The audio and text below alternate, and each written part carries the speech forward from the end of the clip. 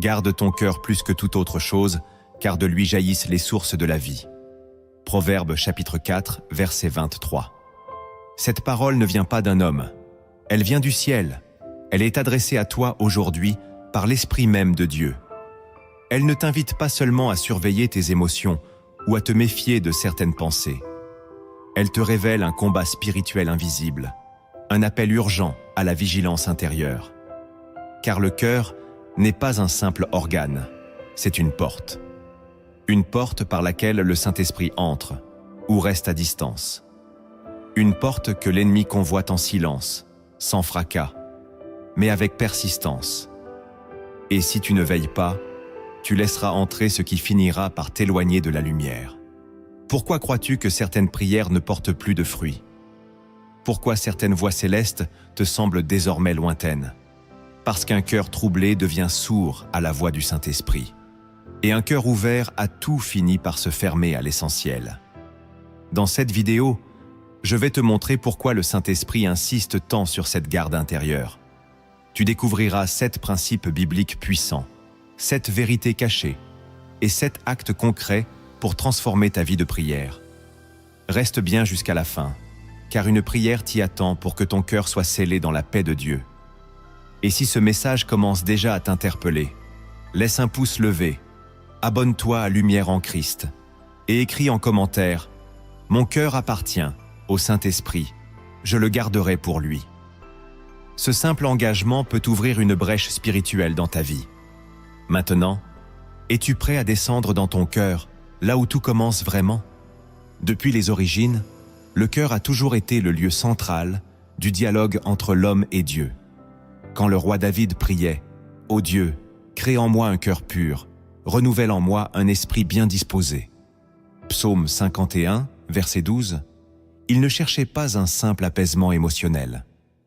Il suppliait pour que son être intérieur soit à nouveau habitable par l'Esprit de Dieu.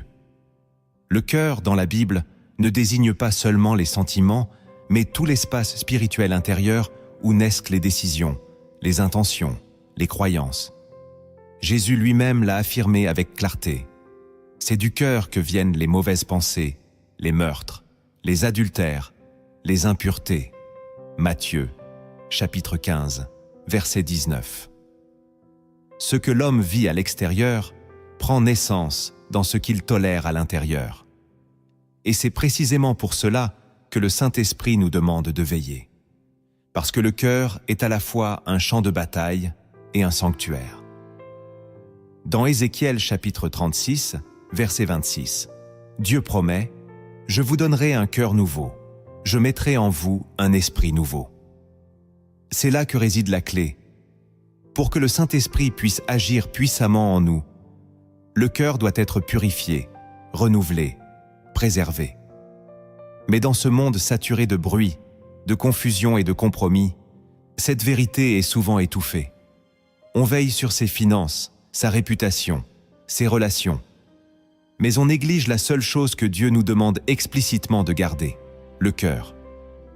Le cœur est la cible première de l'ennemi, car c'est la demeure préférée du Saint-Esprit. Si l'ennemi prend cette place, la voix divine devient écho. Si le Saint-Esprit l'habite, chaque parole devient direction. Voilà pourquoi il est urgent de comprendre comment veiller et de s'y engager. Le Saint-Esprit ne te demande pas de garder ton cœur pour t'imposer une discipline religieuse, mais pour te préserver de ce qui éteint sa voix. Chaque jour, ton cœur devient un terrain d'échange entre la lumière et les ténèbres. Il est temps de comprendre les fondations spirituelles de cette vigilance intérieure. Voici les 7 principes que tu dois connaître. Le premier principe que tu dois comprendre, c'est que ton cœur est un sanctuaire, pas un couloir. Le Saint-Esprit ne traverse pas ton cœur comme on traverse un lieu de passage. Il y demeure, ou il s'éloigne. Beaucoup de croyants prient pour recevoir l'onction, la paix ou la direction divine, mais vivent intérieurement comme si leur cœur était un lieu public, ouvert à toutes les influences, pensées, distractions et désirs passagers. Et pourtant, la parole de Dieu est claire. Ne savez-vous pas que vous êtes le temple du Saint-Esprit? 1 Corinthiens chapitre 3, verset 16. Un temple, ce n'est pas un marché, c'est un lieu sacré, silencieux, préparé, purifié. Lorsque Jésus entre dans le temple de Jérusalem et qu'il chasse les marchands, Jean chapitre 2, versets 14 à 16, il ne fait pas que dénoncer une injustice religieuse. Il annonce prophétiquement ce qu'il veut faire dans ton propre cœur. Il veut faire de ton intimité intérieure un espace inviolable, dédié à sa présence. Mais tant que tu laisses passer n'importe quelle pensée, tant que tu héberges des émotions non filtrées, tant que tu tolères des compromis en silence, tu transformes ce sanctuaire en couloir, un lieu traversé, désordonné, profané. Veiller sur ton cœur, ce n'est pas devenir rigide ou méfiant, c'est devenir sensible à ce qui fait fuir la présence. C'est discerner ce qui souille, ce qui distrait, ce qui attriste l'esprit. C'est dire, Saint-Esprit, je ne veux plus que mon cœur soit un lieu de passage, je veux qu'il soit ta maison. Et lorsque tu commences à traiter ton cœur comme un sanctuaire, tout change. Tes pensées deviennent plus calmes, tes paroles plus mesurées. Ta sensibilité spirituelle s'éveille. Et tu réalises que ce que tu pensais normal était en fait une profanation silencieuse. Le vrai miracle commence là. Le deuxième principe que tu dois comprendre, c'est que ce que tu laisses entrer dans ton cœur finit par gouverner ta vie. Le cœur humain est comme un sol fertile. Il ne choisit pas toujours ce qui y tombe, mais il nourrira ce que tu y laisses. Jésus a dit, « L'homme bon tire de bonnes choses du bon trésor de son cœur, et le méchant tire de mauvaises choses de son mauvais trésor. Car c'est de l'abondance du cœur que la bouche parle. » Luc chapitre 6, verset 45. Ce que tu laisses s'accumuler à l'intérieur, même en silence, finira toujours par se manifester à l'extérieur. C'est pourquoi le Saint-Esprit te demande de veiller. Pas pour que tu vives dans la peur, mais pour que tu comprennes l'impact invisible de chaque pensée tolérée, chaque souvenir ressassé, chaque blessure non confiée. Chaque jour, tu ouvres ton cœur à des voix, celles des hommes, des médias, de tes blessures passées ou de l'Esprit de Dieu. Et ces voix, même les plus subtiles, façonnent ta vision, tes choix, tes paroles. Si tu ne filtres pas ce qui entre, tu perdras le contrôle de ce qui sort. Tu prieras pour la paix, mais tu auras nourri l'angoisse. Tu chercheras l'amour, mais tu auras laissé entrer l'amertume. Et un jour, tu découvriras que tu es conduit par quelque chose que tu n'as jamais invité consciemment, mais que tu as toléré inconsciemment. Le cœur ne garde pas seulement ce que tu aimes, il retient ce que tu ne combats pas. Voilà pourquoi la vigilance intérieure n'est pas une option, mais une nécessité spirituelle. Le Saint-Esprit t'éclaire sur ce qui cherche à s'installer. Mais si tu refuses de discerner, tu t'exposes à être dirigé par l'ennemi que tu n'as pas vu venir. Ce que tu protèges, tu sauves. Ce que tu négliges, tu perds. Le troisième principe que tu dois comprendre, c'est que ton cœur est la première cible de l'ennemi, pas ton corps ni tes biens. Le diable n'a pas besoin de détruire ta santé, ton compte en banque ou tes relations pour ruiner ta vie spirituelle. Il lui suffit de corrompre ton cœur. C'est toujours par là qu'il commence, car c'est là que réside ta foi, ta paix, ton identité, ton discernement. Quand Satan s'approche d'Ève dans le jardin, il ne l'attaque pas physiquement. Il ne la frappe pas. Il parle. Il insinue. Il sème un doute. Et ce doute, une fois accueilli dans son cœur, va déformer sa perception de Dieu. Le serpent dit, « Dieu a-t-il réellement dit ?» Genèse chapitre 3, verset 1. Ce n'est pas une agression, c'est une infiltration. Et aujourd'hui encore, l'ennemi n'a pas changé de méthode. Il sait que si ton cœur est troublé, ton oreille spirituelle se ferme. Il sait que si ton cœur est déçu, tu n'oseras plus croire pleinement. Il sait que si ton cœur est blessé, tu interpréteras la parole de Dieu à travers la douleur et non la vérité. Le Saint-Esprit, lui, veut sceller ton cœur, l'entourer d'une paix qui dépasse l'intelligence humaine. Philippiens chapitre 4, verset 7. Mais il ne peut le faire si tu laisses le mensonge s'y installer librement. Tant que tu penses que l'ennemi te combat à l'extérieur, tu oublies qu'il te fragilise d'abord à l'intérieur. Ton cœur est une forteresse, mais c'est toi qui décides s'il reste fermé à la confusion ou s'il s'ouvre à la lumière. Veillez, ce n'est pas craindre l'ennemi c'est discerner sa première stratégie. Et sa stratégie, c'est ton cœur. Ce que l'ennemi ne peut pas atteindre, il cherchera à détourner. Et ce qu'il détourne, il finira par contrôler. Le quatrième principe que tu dois comprendre, c'est que la qualité de ta relation avec le Saint-Esprit dépend de la condition de ton cœur. Tu peux connaître les Écritures, participer au culte, prier longuement. Mais si ton cœur est chargé d'amertume, de peur ou de duplicité, la voix du Saint-Esprit deviendra faible, floue, étrangère. Il ne parle pas dans le bruit intérieur. Il ne crie pas plus fort que tes blessures. Il attend que ton cœur redevienne un espace de repos. C'est pour cela que Jésus a dit « Heureux ceux qui ont le cœur pur, car ils verront Dieu. » Matthieu chapitre 5, verset 8. Il n'a pas dit « Ceux qui font de bonnes œuvres, ni ceux qui jeûnent longtemps, mais ceux qui ont le cœur pur. » Parce que la pureté de cœur attire la clarté divine. Si tu vis dans la confusion spirituelle, si tu n'arrives plus à discerner la voix du Saint-Esprit, commence par sonder ton cœur. Est-il habité par la paix? Est-il libre du jugement? Est-il encore sensible à la correction? Le Saint-Esprit n'est pas un visiteur. Il est un ami fidèle, mais il ne reste pas là où règne le désordre intérieur. Il ne s'impose pas dans un cœur saturé de colère ou de fierté. Tu veux l'entendre plus clairement? Nettoie ton cœur.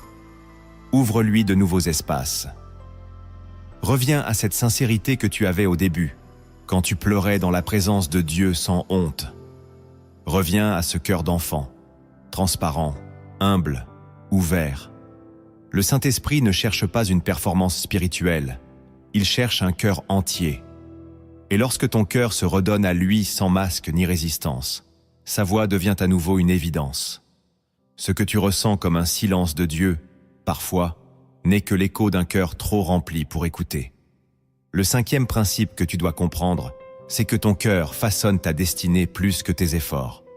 Beaucoup de croyants s'épuisent à faire ce qu'ils croient juste, à multiplier les engagements, les décisions, les sacrifices visibles. Mais ils négligeaient le lieu secret d'où jaillit tout véritable changement, leur cœur. Tu peux tout faire pour Dieu, mais si ton cœur n'est pas aligné avec l'esprit, tu avanceras sans direction et tu récolteras sans fruit durable. Le roi Salomon, l'un des hommes les plus sages de l'histoire biblique, l'a affirmé avec force. « Garde ton cœur plus que toute autre chose, car de lui jaillissent les sources de la vie. » Proverbe chapitre 4, verset 23. C'est une vérité prophétique. Ce n'est pas ton extérieur qui gouverne ton avenir, c'est l'état profond de ton cœur. Si ton cœur est rempli de crainte, même une porte ouverte semblera dangereuse. Si ton cœur est rempli de paix, même une vallée obscure deviendra un chemin de foi. Le Saint-Esprit te conduit, non pas en fonction de ton intelligence, mais de la qualité de ton cœur. Quand ton cœur est endurci, tu repousses les signes qu'il t'envoie. Quand ton cœur est humble, tu reconnais sa voix même dans un murmure. Voilà pourquoi certains passent à côté de leur appel. Non pas parce qu'ils n'étaient pas préparés extérieurement, mais parce que leur cœur n'était pas prêt intérieurement. Le cœur est la racine, la vie est le fruit. Si tu veux que ta destinée soit guidée d'en haut, commence par guérir en bas, là où personne ne voit. Et c'est là que le Saint-Esprit agit avec puissance. Il ne change pas ton environnement sans toucher ton cœur. Il commence par l'intérieur pour manifester le ciel à l'extérieur. Si tu gardes ton cœur, tu protèges ta destinée. Et si tu es encore là, je t'invite à écrire en commentaire cette phrase comme un sceau spirituel. Je choisis de protéger ma destinée en gardant mon cœur pur devant le Saint-Esprit. C'est plus qu'un commentaire. C'est un engagement prophétique. Le sixième principe que tu dois comprendre, c'est que la paix du Saint-Esprit ne peut régner dans un cœur divisé. Un cœur partagé entre la lumière et l'ombre, entre la foi et le doute, entre le pardon et le ressentiment, devient instable, vulnérable, fragile. Et dans cette instabilité, la voix de l'esprit se brouille, les signes deviennent flous, les décisions se fragmentent. Jésus l'a dit sans détour. Nul ne peut servir deux maîtres. Vous ne pouvez servir Dieu et Mammon. Matthieu chapitre 6, verset 24. Ce n'est pas seulement une question d'argent, c'est une loi spirituelle. Le cœur ne peut pas suivre deux directions à la fois. Si ton cœur est tiraillé entre ce que tu veux et ce que le Saint-Esprit te montre, entre la blessure que tu refuses de lâcher et la guérison qu'il veut t'offrir, alors tu vivras dans une agitation permanente. Et là où il y a agitation, l'esprit ne repose pas. Il se retire doucement, sans bruit, comme une colombe qu'on effraie, car le Saint-Esprit n'habite pas un lieu en guerre. Il cherche un cœur unifié, tourné vers le ciel, prêt à renoncer à tout ce qui oppose résistance. Peut-être pries-tu pour la paix, mais refuses-tu de lâcher une colère ancienne. Peut-être demandes-tu la sagesse, mais nourris-tu en secret une ambition charnelle. Peut-être veux-tu entendre Dieu, mais tu es encore attaché à des voix contraires. Tu ne peux pas entendre clairement celui à qui tu refuses une partie de ton cœur. Le combat n'est pas dans le monde, il est en toi. Et tant que ton cœur sera divisé, tu ne pourras pas recevoir les trésors du royaume. Le Saint-Esprit est patient, mais il attend que ton oui soit entier. Ce n'est pas la perfection qu'il demande, c'est l'unité. Là où ton cœur est un, sa paix descend et reste. Le 7e principe que tu dois comprendre, c'est que le cœur est le lieu où naît ta foi ou ton éloignement de Dieu.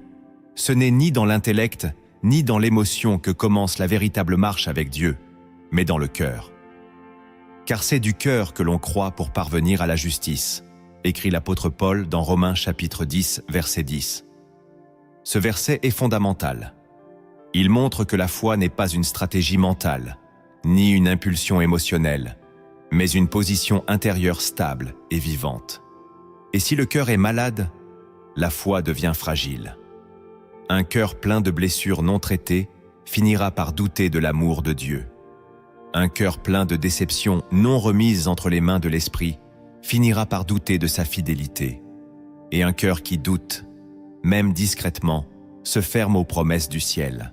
C'est pourquoi le Saint-Esprit veut guérir ton cœur avant de te révéler ta mission. Il ne veut pas seulement t'utiliser, il veut d'abord t'unir à lui en profondeur. Beaucoup courent vers le ministère, l'appel, les dons, mais négligeant leur cœur. Et alors, la foi devient un rôle au lieu d'être une relation. Le Saint-Esprit ne cherche pas des performeurs spirituels, mais des cœurs brisés, humbles, disposés. Il te demande de veiller sur ton cœur parce que c'est là que se joue ta capacité à croire, à persévérer, à aimer. Un cœur entretenu devient une terre de foi fertile.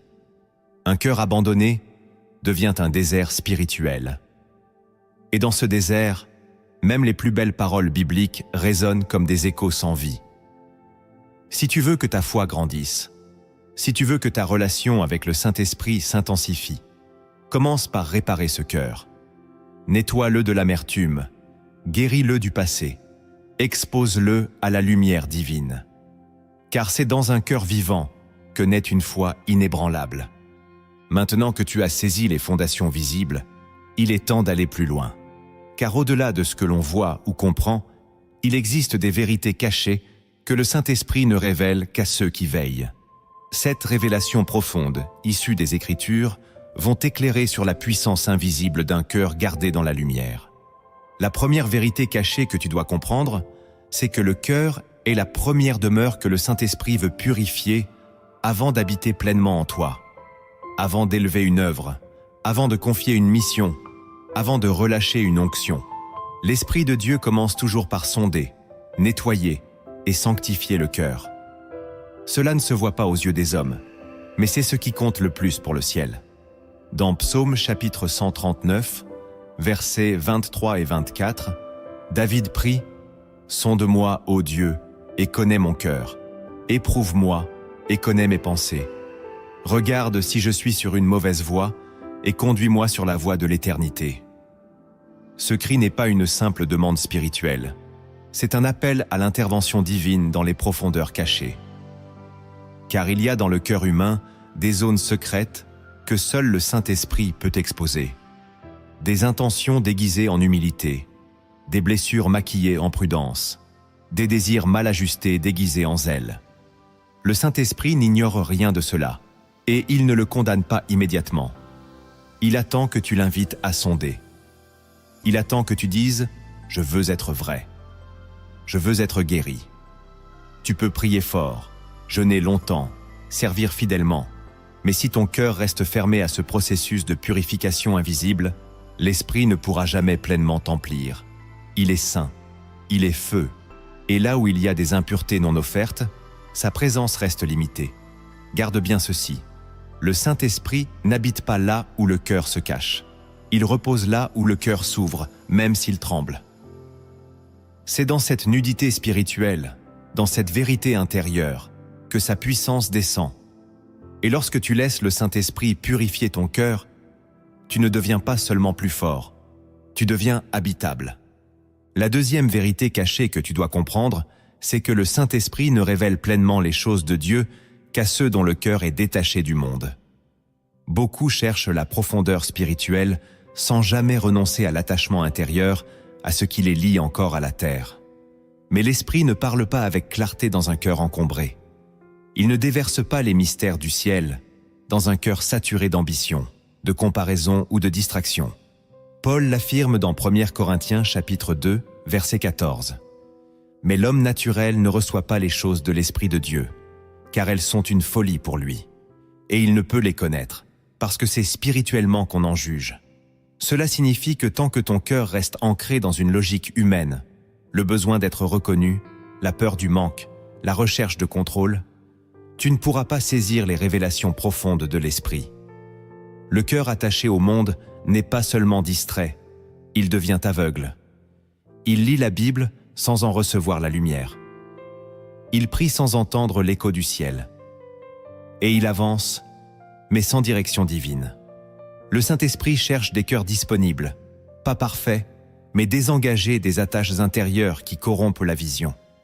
Si tu veux que les mystères de Dieu te soient confiés, commence par détacher ton cœur de ce qui t'empêche de voir.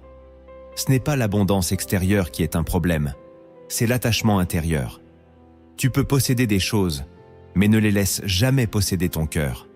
Car ce que ton cœur désire plus que Dieu deviendra un voile sur tes yeux spirituels. Et ce voile, seul le renoncement sincère peut le déchirer. Là où le cœur se détache du monde, le ciel commence à se révéler sans filtre. La troisième vérité cachée que tu dois comprendre, c'est que le cœur blessé devient une porte entr'ouverte à l'ennemi s'il n'est pas guéri par le Saint-Esprit.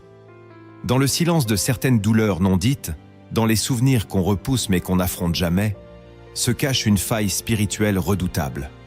Une blessure non confiée devient une brèche invisible. Et cette brèche, si elle persiste, attire les murmures du diable plus que la voix du ciel. Le prophète Ésaïe le déclare avec une force prophétique. « Il a été blessé pour nos péchés, brisé pour nos iniquités. Et c'est par ses meurtrissures que nous sommes guéris. » Ésaïe chapitre 53, verset 5. Cette guérison n'est pas seulement physique. Elle est aussi intérieure, émotionnelle, existentielle. Mais voici ce que beaucoup oublient. Tant que tu caches ta blessure, elle ne peut être soignée. Et tant qu'elle n'est pas soignée, elle devient une voix souterraine. Une voix qui t'influence, te trouble, te détourne. Tu crois discerner le Saint-Esprit, mais parfois, c'est ta douleur qui parle à sa place. Tu crois que Dieu t'éloigne de certaines personnes, alors qu'en réalité, c'est ton cœur blessé qui fuit l'intimité.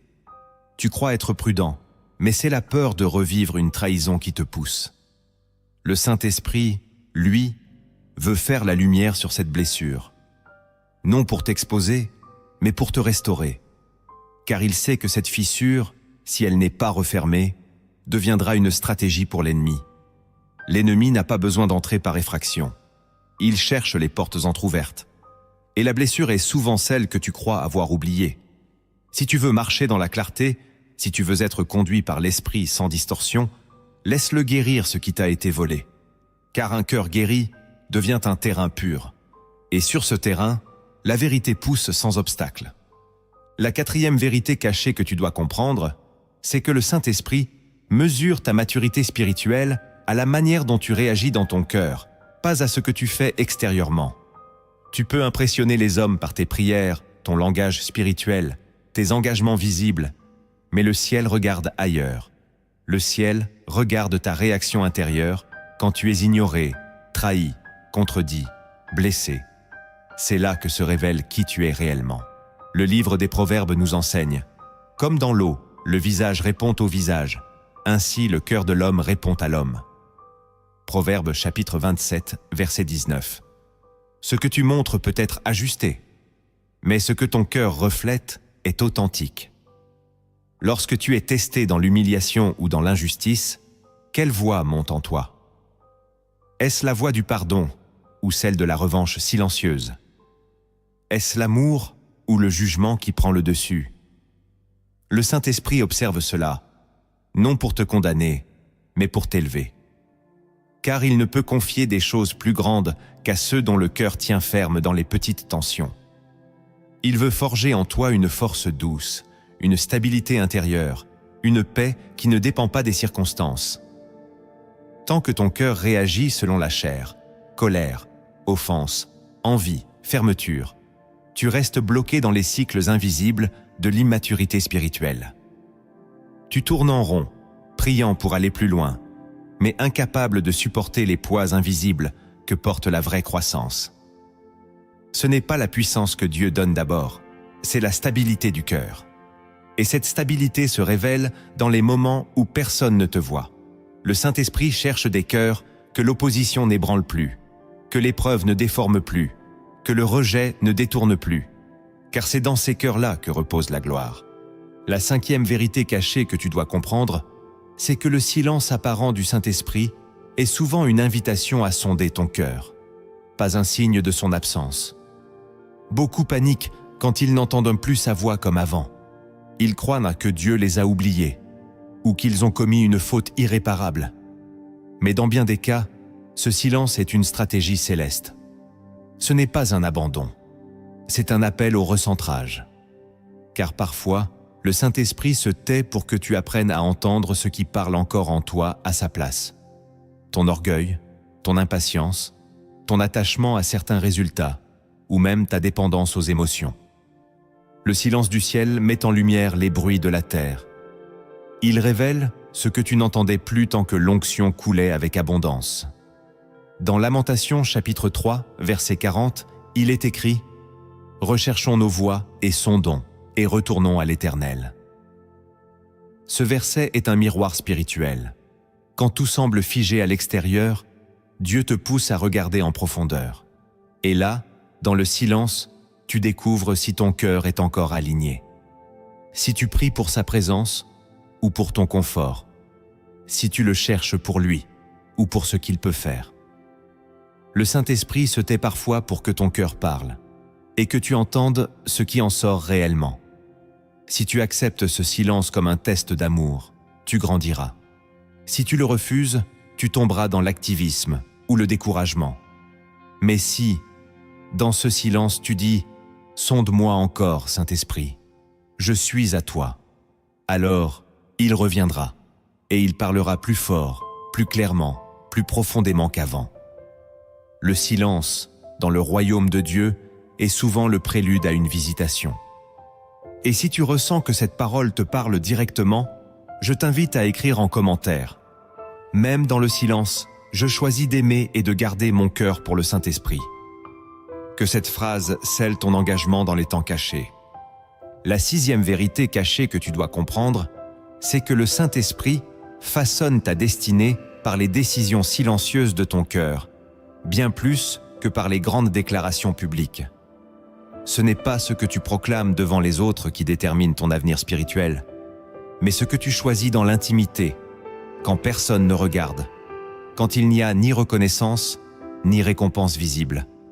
Dans 1 Samuel chapitre 16, verset 7, Dieu déclare à Samuel « L'homme regarde à ce qui frappe les yeux, mais l'Éternel regarde au cœur. » C'est un verset que nous connaissons, mais que nous oublions au moment de faire des choix profonds. Dieu ne juge pas la surface de tes actions. Il évalue les racines invisibles de tes intentions. Quand tu refuses la vengeance alors qu'elle semble juste, quand tu pardonnes sans rien exiger, quand tu obéis à l'esprit même dans l'inconfort, une œuvre puissante est en train de naître. Le ciel voit et le ciel enregistre.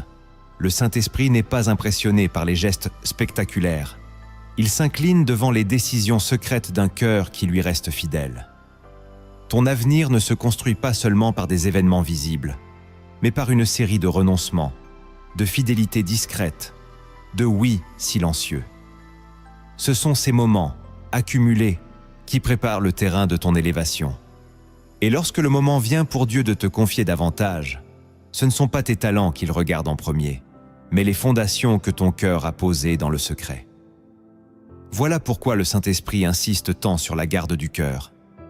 Ce que tu vis maintenant, même dans l'ombre, prépare ton témoignage futur. Ne méprise jamais les petites obéissances. Elles sont le langage caché des grandes destinées. La 7e vérité cachée que tu dois comprendre, c'est que le cœur pur attire la présence manifeste du Saint-Esprit, bien plus que n'importe quel décor ou atmosphère spirituelle. Tu peux être dans la plus grande église, entendre les plus belles louanges, ressentir l'émotion d'un culte vibrant, mais si ton cœur n'est pas préparé, tu passeras à côté de la visitation de Dieu. À l'inverse, tu peux être seul dans ta chambre, sans musique, sans ambiance, sans aucun appui extérieur. Et pourtant, le Saint-Esprit peut t'emplir puissamment si ton cœur est pur. Jésus a dit « Heureux ceux qui ont le cœur pur, car ils verront Dieu. » Matthieu chapitre 5, verset 8. Cette promesse est absolue.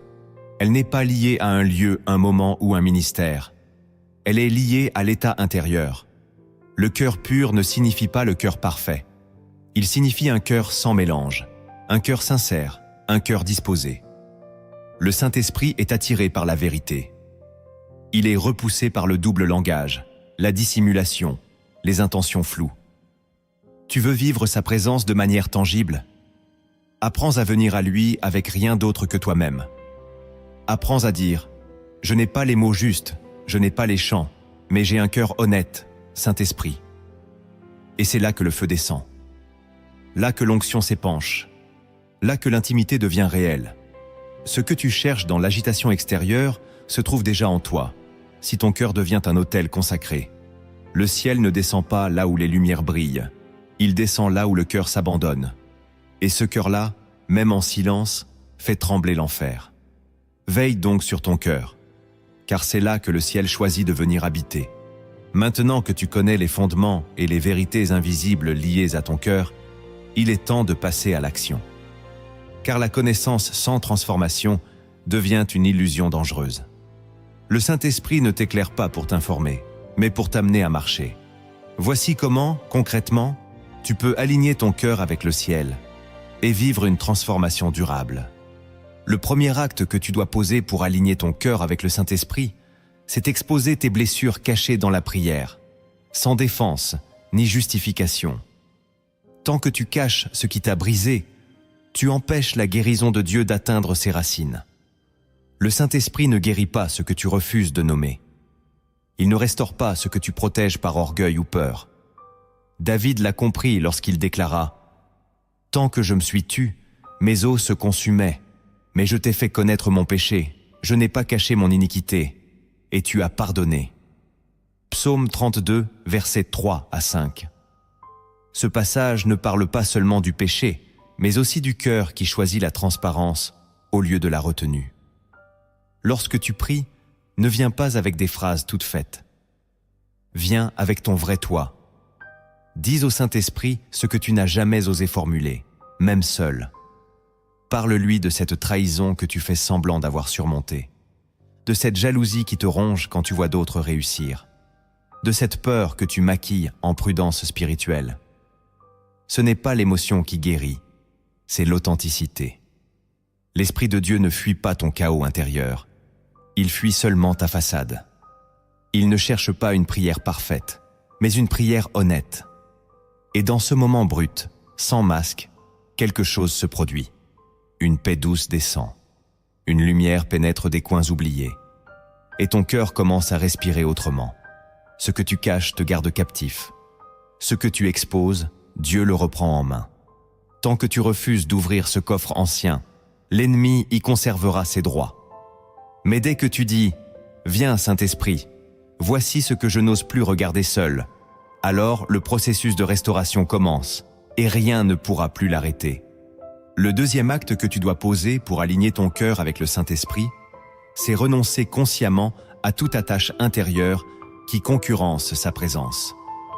Tu ne peux pas accueillir pleinement l'Esprit de Dieu si une partie de ton cœur appartient encore à ce que lui rejette. C'est une vérité que l'on évite souvent, car elle dérange. Mais le Saint-Esprit n'habite pas les cœurs partagés. Il ne cohabite pas avec une idole. Dans Ézéchiel chapitre 14, verset 3, Dieu dit à travers le prophète: « Ces hommes portent leurs idoles dans leur cœur. » Il ne s'agissait pas de statues visibles, mais de désirs, d'attachements, d'obsessions intérieures. Tu peux lever les mains en adoration tout en gardant dans ton cœur une dépendance affective, un besoin de contrôle ou une ambition cachée. Et tu ne comprendras pas pourquoi tu n'entends plus sa voix, pourquoi sa paix se fait rare. La raison est simple. Il t'aime trop pour partager ton cœur avec autre chose. C'est pourquoi il te pousse aujourd'hui à renoncer. Pas de manière floue ou symbolique, mais claire, directe, nommée. Dis-lui ce à quoi tu renonces. Pas parce que tu y es obligé, mais parce que tu veux le choisir. Ce renoncement est douloureux parfois, mais il est glorieux, car à chaque fois que tu cèdes une place à l'Esprit, il la remplit. Et ce qu'il te donne en retour dépasse tout ce que tu croyais perdre. Il n'y a pas de vide pour celui qui renonce dans l'amour. Il y a un échange, et cet échange transforme le cœur. Ce que tu abandonnes pour lui devient une semence de feu en toi. Et ce feu purifie, élève, dirige. Tu veux sentir à nouveau sa présence couler librement? Commence par lui faire de la place. Le troisième acte que tu dois poser pour aligner ton cœur avec le Saint-Esprit, c'est pardonner sincèrement, même quand tu n'as jamais reçu d'excuses. Le pardon n'est pas une faveur accordée à l'autre. C'est une clé spirituelle que tu remets entre les mains du ciel pour libérer ton propre cœur. Tant que tu retiens la faute, tu retiens la douleur. Et tant que tu nourris la douleur, tu limites la voix du Saint-Esprit en toi. Jésus a été très clair. Si vous ne pardonnez pas aux hommes leurs offenses, votre Père céleste ne vous pardonnera pas non plus. Matthieu chapitre 6, verset 15. Ce n'est pas une menace, c'est une loi spirituelle. Le cœur fermé au pardon se ferme à la grâce. Et un cœur sans grâce devient dur, amer, soupçonneux. Le Saint-Esprit, lui, est doux. Il ne se manifeste pas là où règne la rancune. Il ne descend pas sur un autel intérieur souillé par le ressentiment. Et pourtant, ce que tu refuses de pardonner devient un poison lent. Tu crois avoir tourné la page, mais il suffit d'un nom, d'un souvenir, d'un silence pour que la douleur remonte. Le pardon, ce n'est pas oublier, c'est remettre. Remettre entre les mains de Dieu ce que tu ne peux pas réparer toi-même. Et lorsque tu le fais, même en larmes, même dans l'incompréhension, quelque chose se brise dans le monde spirituel. Une chaîne invisible tombe. Une oppression silencieuse s'arrête. Et ton cœur, qui était serré depuis trop longtemps, commence à respirer à nouveau. Le pardon n'est pas un sentiment, c'est une décision de foi. Et cette décision crée un chemin pour que le Saint-Esprit revienne là où tu avais fermé la porte. Car un cœur qui pardonne devient un lieu où la paix peut s'installer sans résistance. Le quatrième acte que tu dois poser pour aligner ton cœur avec le Saint-Esprit, c'est restaurer la vérité dans ton cœur, là où le mensonge s'est installé sans bruit. Le plus grand ennemi de la voie de l'Esprit, ce n'est pas le péché visible, c'est le mensonge accepté. Ces fausses croyances que tu as intégrées, parfois sans t'en rendre compte, mais qui orientent ta manière de penser, de prier, de vivre. Un jour, tu as été rejeté, et une pensée s'est installée. Je ne suis pas digne. Tu as vécu un échec, et le mensonge a murmuré « Dieu m'a oublié ». Tu as attendu longtemps, et une voix intérieure a dit « Le ciel ne me voit plus ». Et sans le savoir, ces paroles ont tordu ton cœur. Elles ont déformé ton image de Dieu. Elles ont figé ta foi. elles ont brouillé la voix du Saint-Esprit, car l'Esprit ne parle pas là où le mensonge fait loi. Il attend que tu détrônes cette voix étrangère en réinstallant la vérité biblique à sa place. Jésus a dit « Vous connaîtrez la vérité, et la vérité vous affranchira. » Jean chapitre 8, verset 32. Cette parole est vivante, mais pour qu'elle agisse, tu dois l'inviter dans les zones où règne encore une autre version. Prends un moment pour t'isoler, ouvre la parole de Dieu. Demande au Saint-Esprit « Montre-moi les mensonges que j'ai crus sur moi, sur toi, sur mon avenir. » Et quand il te les révèle, ne les protège pas. Remplace-les. Parole contre parole, mensonge contre promesse. Lorsque ton cœur se réaligne avec la vérité, la lumière revient, le brouillard tombe, et la paix s'installe, non pas comme une émotion, mais comme un fondement. Le Saint-Esprit bâtit dans les cœurs qui lui donnent raison contre toute autre voix. Le 5e acte que tu dois poser pour aligner ton cœur avec le Saint-Esprit, c'est cultiver quotidiennement un espace de silence intérieur, où seule sa voix peut résonner. Dans ce monde saturé de sons, de sollicitations, de notifications et de pensées incessantes, le cœur du croyant devient trop souvent un carrefour bruyant. Et dans ce vacarme invisible, la voix douce du Saint-Esprit se perd. Pourtant, Dieu ne change pas. Sa manière de parler pour s'adapter à notre agitation. Il continue de murmurer. Comme avec Élie, sur la montagne, il ne s'est pas révélé dans le vent violent, ni dans le tremblement de terre, ni dans le feu, mais dans un murmure doux et léger. 1er Roi, chapitre 19, verset 12. Ce murmure ne peut être perçu que par un cœur apaisé. Voilà pourquoi tu dois créer, chaque jour, un lieu secret. Pas un lieu physique d'abord, un lieu intérieur. Tu peux être au milieu de la foule, et pourtant vivre ce silence sacré. Mais ce silence ne vient pas par hasard. Il se cultive, il se prépare, il se protège. Il commence par un choix, celui de se taire intérieurement, de mettre de côté tes raisonnements, ton empressement, même tes urgences spirituelles. Tu t'arrêtes et tu dis « Je suis là, Saint-Esprit, je ne veux rien faire, je veux seulement t'écouter. » Et dans ce silence-là, quelque chose descend. Pas toujours un mot, parfois une paix, parfois une pensée claire, parfois une larme sans explication, mais toujours une rencontre. Car le silence préparé devient une invitation pour le ciel. Et le cœur qui fait taire le monde pour écouter l'esprit deviendra un lieu d'onction constante, de clarté renouvelée, de paix que rien n'ébranle. Et si tu comprends aujourd'hui que ton cœur a besoin de retrouver ce silence, je t'invite à écrire en commentaire. Je choisis d'écouter le Saint-Esprit plus que le bruit du monde. Que cette déclaration soit le début d'un nouvel espace en toi. Le 6e acte que tu dois poser pour aligner ton cœur avec le Saint-Esprit, c'est remplir ton cœur chaque jour de la parole de Dieu, jusqu'à ce qu'elle devienne ton filtre intérieur. Ton cœur n'est jamais vide. Il est toujours rempli de quelque chose. Souvenirs, émotions, pensées, inquiétudes, influences. Et si tu ne prends pas l'initiative de l'alimenter avec la vérité divine, il finira par se saturer de ce que le monde déverse en continu. Jésus a dit « L'homme ne vivra pas de pain seulement, mais de toute parole qui sort de la bouche de Dieu. » Matthieu chapitre 4, verset 4. Cette parole n'est pas un slogan spirituel, c'est une loi vitale. La parole n'est pas une information religieuse, c'est une nourriture qui transforme l'intérieur. Elle renouvelle les pensées, assainit les émotions, redresse la vision et fortifie la foi. Mais elle ne le fait pas de manière magique ou automatique. Il faut l'ingérer, il faut la méditer, il faut la laisser descendre dans les zones profondes du cœur. Tu ne combats pas le mensonge en te contentant de l'ignorer. Tu le remplaces. Et la seule arme assez puissante pour cela, c'est la parole. Ouvre-la chaque jour, même 5 minutes. Choisis un verset, même un seul.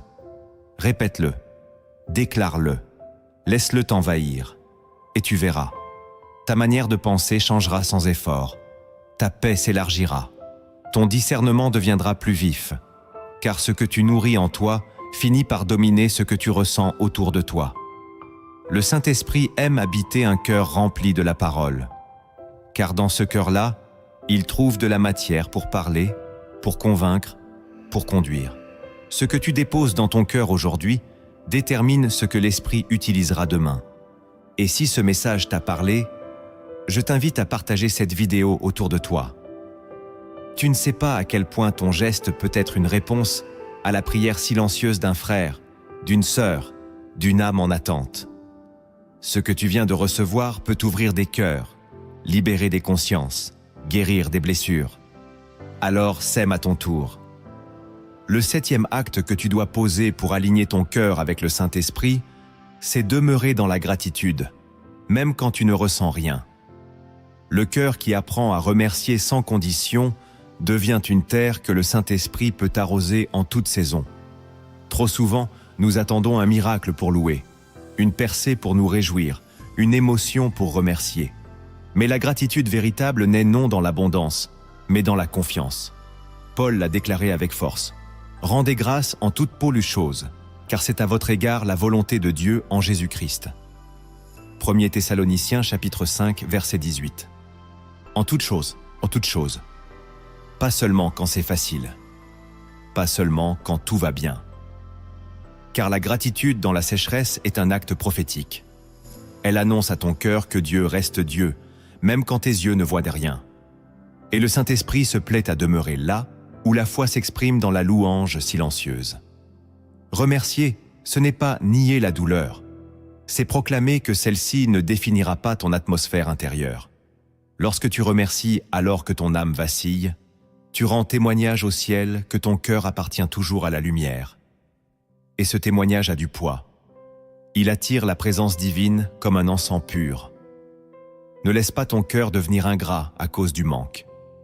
Ne laisse pas le silence de Dieu effacer les traces de ce qu'il a déjà fait.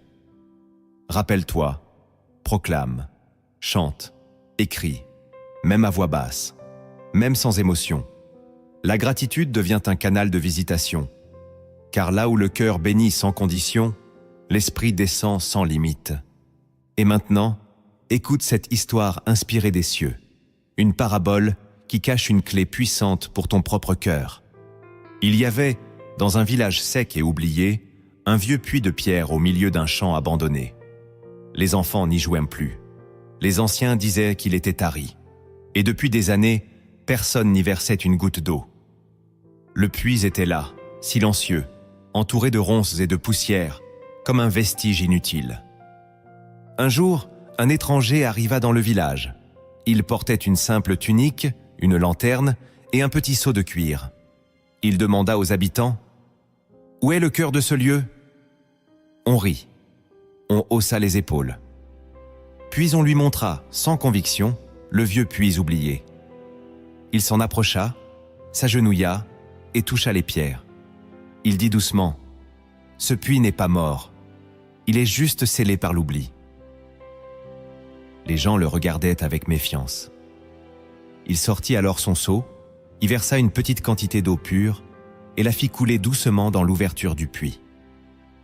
Puis il se mit à prier. Chaque matin, il revenait.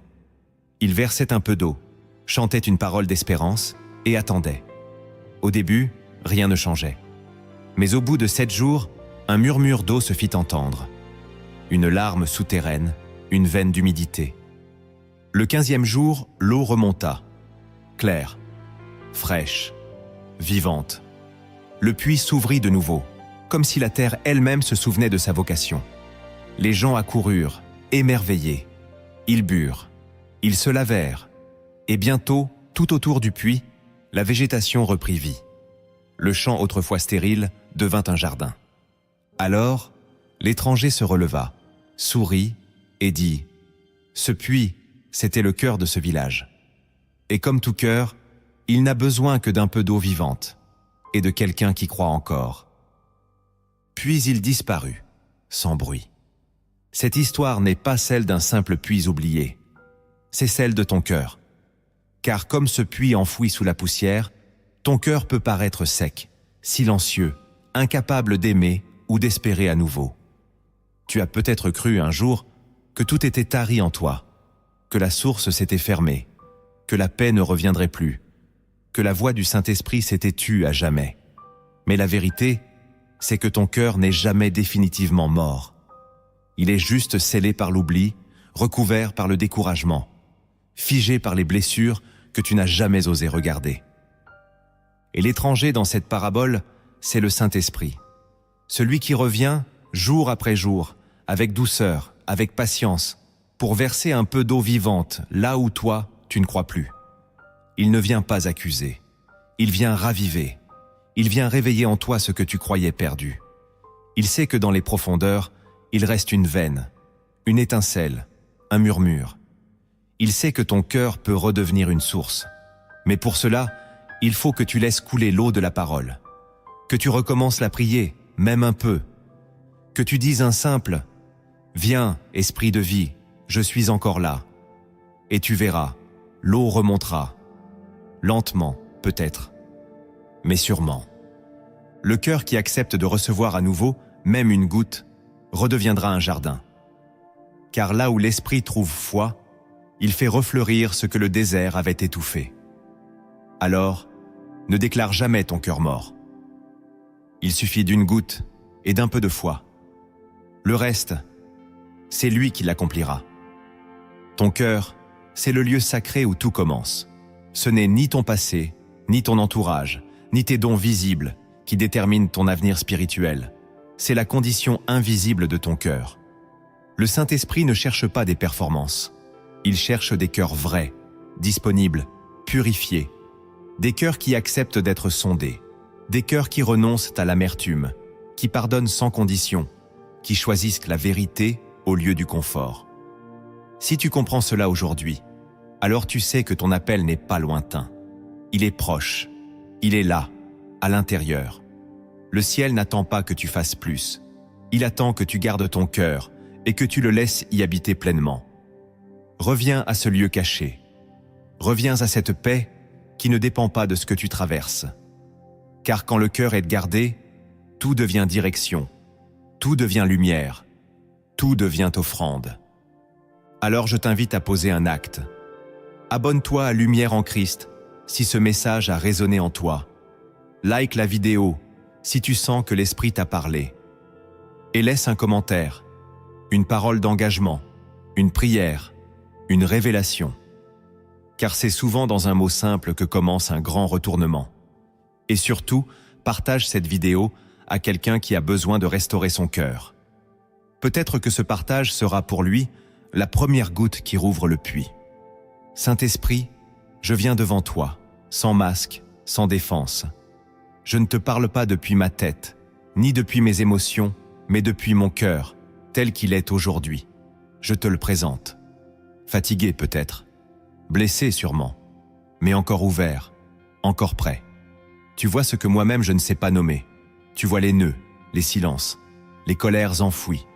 Tu vois les souvenirs qui serrent, les doutes qui rongent, les murs que j'ai construits pour ne plus ressentir. Je ne veux plus cacher tout cela. Je veux te le remettre maintenant. Viens, esprit de vérité. Viens sonder. Viens révéler. Viens guérir. Là où j'ai cru que c'était fini, montre-moi que c'est le début. Là où je n'entends plus ta voix, viens murmurer dans mon silence. Là où j'ai laissé entrer la peur, le rejet, l'envie ou l'orgueil, viens nettoyer. Je ne veux plus vivre avec un cœur divisé. Je ne veux plus que mon passé contrôle mes réactions. Je ne veux plus que mon cœur soit guidé par ce que les autres ont fait ou pas fait. Je veux que tu sois Seigneur, même dans mes blessures. Saint-Esprit, je renonce à toute idole cachée, à ce besoin d'être aimé à tout prix, à cette ambition déguisée, à ce besoin de prouver, de contrôler, de tout comprendre. Je te laisse la place. Je te fais de la place. Viens habiter ce sanctuaire. Remplis-le comme toi seul peux le faire. Dépose ta paix dans chaque coin, même dans ceux que j'ai oubliés. Apprends-moi à t'écouter, même quand rien ne bouge. Apprends-moi à te suivre, même quand la route est floue. Apprends-moi à garder mon cœur, non par peur, mais par amour. Je te donne mes pensées. Je te donne mes jugements. Je te donne mes désirs. je te donne mes blessures. Et je te demande, restaure-moi de l'intérieur, que mon cœur devienne un lieu de ta présence constante, que ma paix ne dépende plus de l'extérieur, que ma foi ne repose plus sur ce que je ressens, mais sur ce que tu dis. Je choisis aujourd'hui de veiller, de filtrer ce qui entre, de surveiller ce qui sort, et de te garder, toi, au centre. Car si tu es là, alors tout est vivant. Merci pour ta patience, merci pour ta lumière, merci pour ton feu doux, mais profond. Merci parce que tu ne m'abandonnes jamais. Je reçois ta paix maintenant, je reçois ton souffle, je reçois ta joie, et je te dis oui, oui à la vérité, oui au renoncement, oui à l'intimité, oui au silence, oui à la reconstruction, oui à la garde du cœur. Au nom de Jésus-Christ, que mon cœur soit désormais scellé par ta présence. Amen.